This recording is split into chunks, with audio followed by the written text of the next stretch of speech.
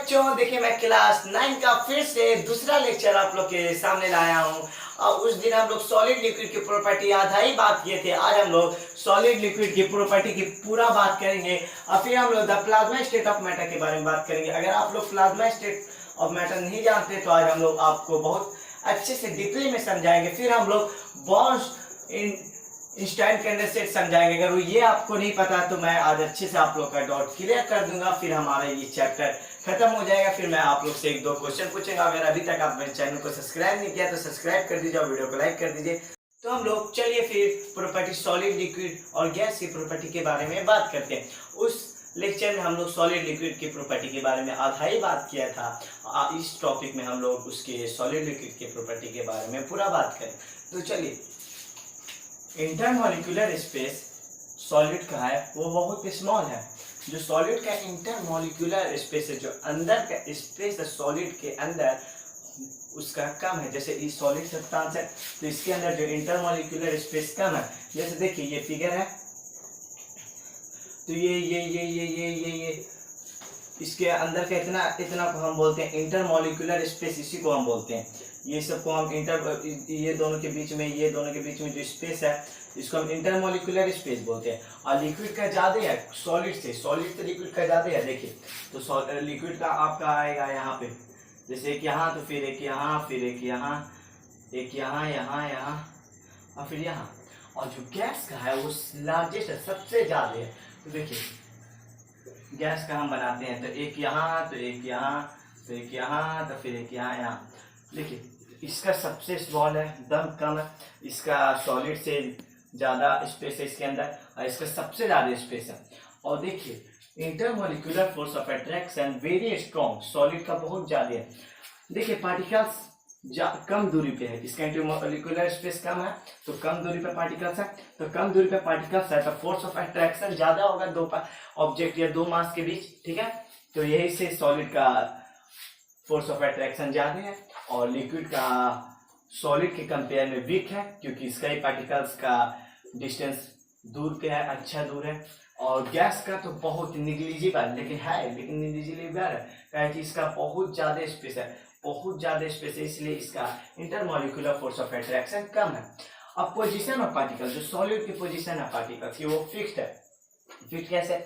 Solid substance ये है तो ये अपने आप मूव थोड़ी करेगा। ये जो जहाँ पे है वहाँ पे एक जगह पे स्थित है, एक जगह पे वो फिक्स्ड है, ये अपने से मूव नहीं करेगा। वही लिक्विड जो है नॉट फिक्स, लिक्विड का जो है वो फिक्स नहीं रहता, कभी वो मूवेबल रहता है। जैसे हम लोग पानी को गिराते हैं तो कभी इधर जाएगा, कभी इधर जाएगा, कभी इधर मूव करेगा, कभी इधर टहलेगा उधर। इसलिए लिक्विड का पोजीशन ऑफ पार्टिकल्स है फ्री है, वो फिक्स नहीं है।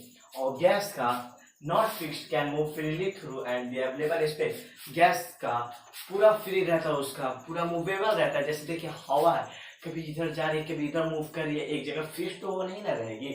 हवा कभी इधर उधर, इधर दाएं बाएं, वो तो फिक्स नहीं रहेगी। फिर अब हम लोग बात करेंगे प्लाज्मा स्टेट ऑफ मैटर की। और प्लाज्मा स्टेट ऑफ मैटर आपको नहीं पता, अगर आप मेरे फर्स्ट वीडियो के लेक्चर में आए तो आपको नहीं पता हो तो मैं आपको बहुत डीपली समझाऊंगा। अगर आपको डाउट रहेगा तो आप मेरे कमेंट बॉक्स में जरूर मारिए। तो चलिए फिर हम लोग plasma state of matter start करते हैं। तो हम लोग प्लाज्मा स्टेट ऑफ मैटर के बारे में बात करते हैं।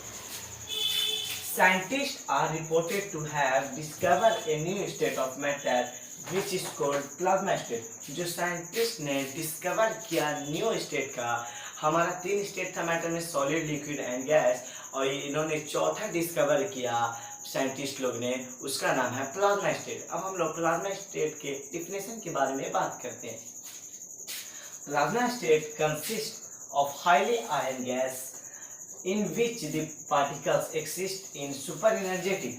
जो प्लाज्मा स्टेट है वो कंसिस्ट करता है हाईली आयन गैस। आयन किसे कहते हैं? जो चार्ज बताता है पार्टिकल्स का, जो पॉजिटिव निगेटिव जो भी रहता है पार्टिकल्स उसका चार्ज बताता है, उसे हम आयन बोलते हैं। और वो ये हाईली आयन गैस है ये, और जो पार्टिकल्स है ये एक्सिस्ट करता है सुपर एनर्जेटिक। इसके अंदर ये लोग अपने अंदर एक्सिस्ट करता है, जो पूरा एनर्जी इन लोग के अंदर रहती है, इन लोग के पार्टिकल्स के अंदर सुपर एनर्जी, ज़्यादा दम एनर्जी रहती है प्लाज्मा स्टेट ऑफ के पार्टिकल्स के अंदर। वही प्लाज्मा हमारा 4 स्टेट ऑफ मैटर है। बहुत कम लोग को पता होगा कि प्लाज्मा हम लोग का चौथा स्टेट ऑफ मैटर है। ये एग्जाम में अगर आपको आएगा तो ये आप डिफिनेशन लिखिएगा तो पक्का आपको फुल में फुल नंबर मिलेगा। ये बेसिक डिफिनेशन है, इसको याद कर लीजिएगा। अगर फिर हम लोग बॉस-आइंस्टाइन कंडेंसेट के बारे में बात कर लेते हैं, तो चलिए हम लोग बॉस-आइंस्टाइन कंडेंसेट के बारे में बात करते हैं। तो हम लोग बॉस-आइंस्टाइन कंडेंसेट के बारे में बात करते हैं। तो देखिए पहले ये बात करते हैं कि बॉस-आइंस्टाइन कंडेंसेट नाम आया कहाँ से। देखिए पहले ये पॉइंट के बारे में बात करते हैं। द बॉस-आइंस्टाइन कंडेंसेशन, इनका जो प्रोसेस था, इन्होंने गैस को लिक्विड में चेंज करता कंडेंसेशन का काम है, वैसा ही इन लोग का प्रोसेस है। अभी बात करेंगे हम लोग डीपली में। वही इनका नाम कहाँ से आया पहले ये जानते हैं। बॉस-आइंस्टाइन कंडेंसेशन से कंडेंसेशन था, boss-Einstein condensation, and this state of matter is boss-Einstein condensate. जो कंडेंसेशन है उसको कंडेंसेट में चेंज कर दिया। यहाँ जो ION है उसकी जगह पे E लिख दिया। वही condensation is equal to condensate, ठीक है। इसका शॉर्ट फॉर्म नेम है BEC, बॉस-आइंस्टाइन कंडेंसेट, ठीक है। इन्होंने 1920 में बताया, ठीक है, अपना ये स्टेट। और नोटिफाइड इंडियन साइंटिस्ट थे हमारे सत्येंद्र नाथ बोस। इंडिया के साइंटिस्ट थे हमारे सत्येंद्र नाथ बोस। और इनको तो आप जानते ही होंगे, जो हमारे जर्मनी के साइंटिस्ट थे अल्बर्ट आइंस्टाइन। अल्बर्ट आइंस्टाइन को तो पूरी दुनिया ही जानती होगी, अगर जो नहीं जानती होगी तो आज जान जाना। और this state by super cooling A gas of low density, जो ये स्टेट था, ये सुपर दम कूलिंग करके दम लो डेंसिटी पे गैस को चेंज किया लिक्विड में, उसी को हम बोलते हैं बॉस-आइंस्टाइन कंडेंसेट। अगर आपके एग्जाम में ये अगर क्वेश्चन आता है तो आप अगर ये डिफिनेशन मारेगा तो आपको फुल में फुल नंबर मिलेगा। आप ये डिफिनेशन को समझ सकते हैं, जो सुपर कूलिंग गैस को चेंज किया लिक्विड में एकदम लो डेंसिटी में, उसी को हम बोलते हैं बॉस-आइंस्टाइन कंडेंसेट। ये हमारा 5वां स्टेट है मैटर का, ठीक है। और इसी के साथ मेरा चैप्टर द एंड होता हुआ। अब मैं आप लोग से एक ये क्वेश्चन पूछूंगा कि अगर 10 कपड़ा 2 घंटा में सूखता है तो 4 घंटा में कितना कपड़ा सूखेगा? आप मेरे ये कमेंट बॉक्स में मारिएगा। Thank you.